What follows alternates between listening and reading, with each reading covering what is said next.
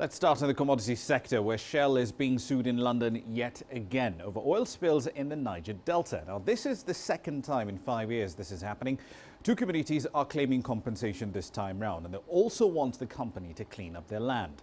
The oil firm says it's reviewing the claims, and management would like the case to actually be heard in Nigeria, not in London.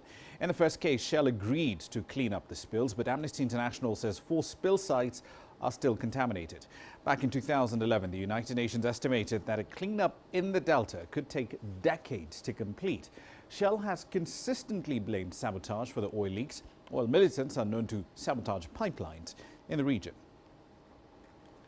Let's head over live to Lagos, where Deji Badmus is following the story for us. Deji, what more can you tell us about this latest case against Shell? How is it being met in Nigeria?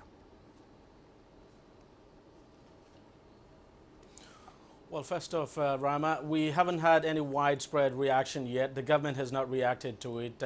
Shell has, of course, been reacting. I'm going to tell you about that reaction very shortly. But we've had some kind of reaction now from the environmental, a group now known as the Environmental Right Action Group. That group, of course, has been pushing for the cleaning up of Ogoni land. By the way, these two communities, one of them actually is in Ogoni. That's one of the Ogale community actually is in Ogoni, and both of them are actually in Rivers State in the south of Nigeria.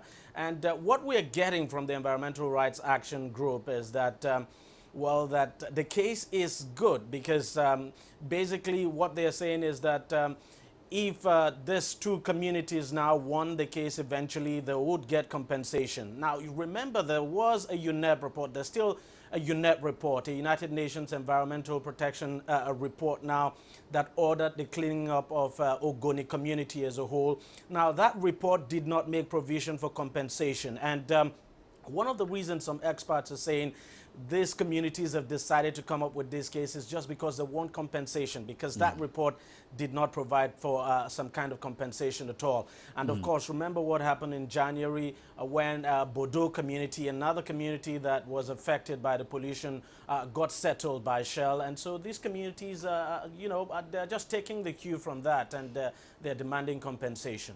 Right, let's look at the environmental side of this story, though, Deji. Shell in the past has said, yes, we will clean up whatever oil spills have occurred in the Niger Delta. How has that gone along? What changes have we seen?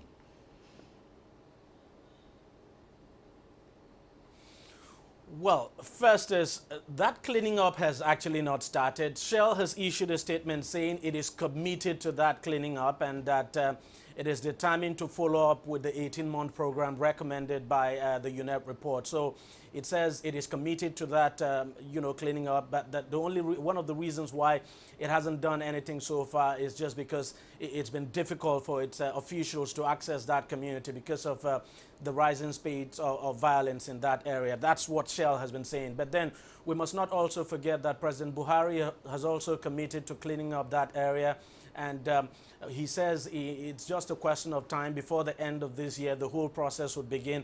But let me just quickly tell you, Rama, that Shell has said it is going to challenge the jurisdiction of that England court. It issued a statement saying that it believes that the court hasn't got the jurisdiction to hear the case at all, and that even if at all that case could come up at all, that it should be in Nigeria, because it says it is a company operating in Nigeria, guided by Nigerian laws, and so it should not be taking to a London court now. So we just wait and see what happens, but it says it is going to challenge the jurisdiction of that court, but then has also assured that it is committed to cleaning up Ogoni land. And we'll have to wait and see how that plays out. Let's jump into the fuel sector, Deji. We understand, again, there are concerns about fuel shortages in Nigeria. What's going on?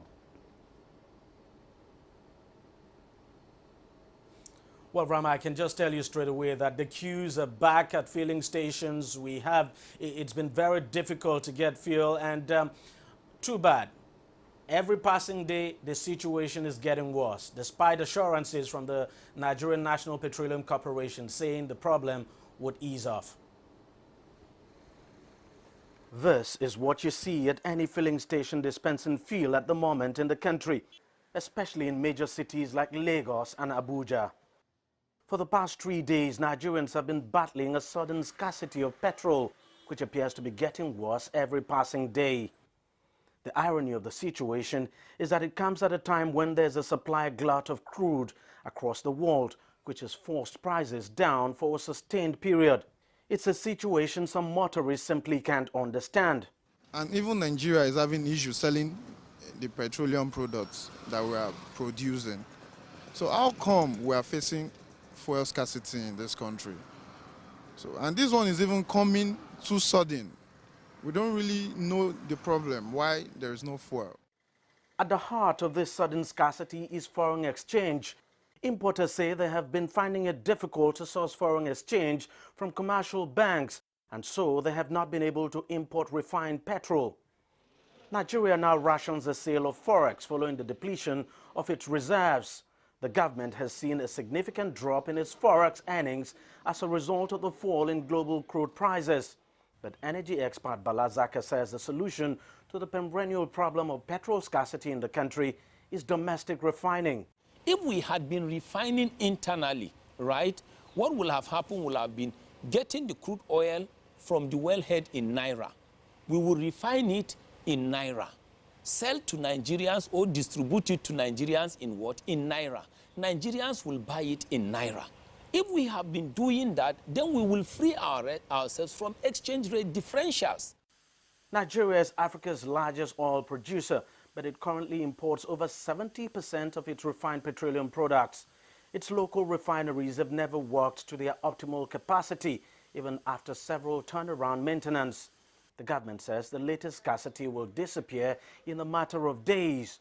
More cargoes have been brought in and supply has been ramped up.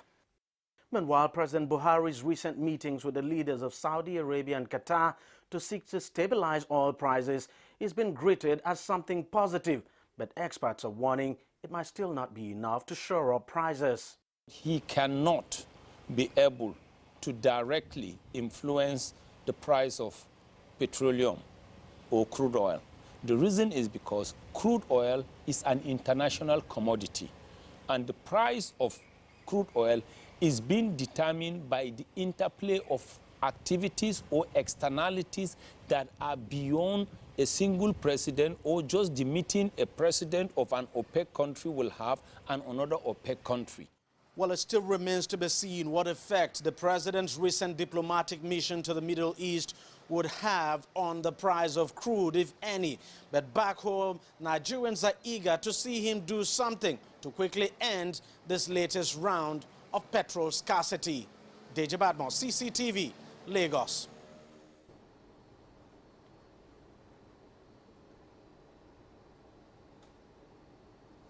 Well, let me just say straight away that the government has actually ramped up supplies, and it says in the coming days we would see, the product available at all filling stations. Filling stations are actually dispensing fuel at the moment, but the problem you have is that not all of them are dispensing, and the few that are dispensing, you have motorists jump packing the filling station. So you still have the queues, but the government says it's just a matter of days, that probably before the weekend, as soon as all the filling stations get their supplies, the queues will disappear and the situation would return to normalcy. Rama? Indeed. We'll leave it there for the time being. Thank you for the update. That's Deja Badmus, of course, live in Lagos.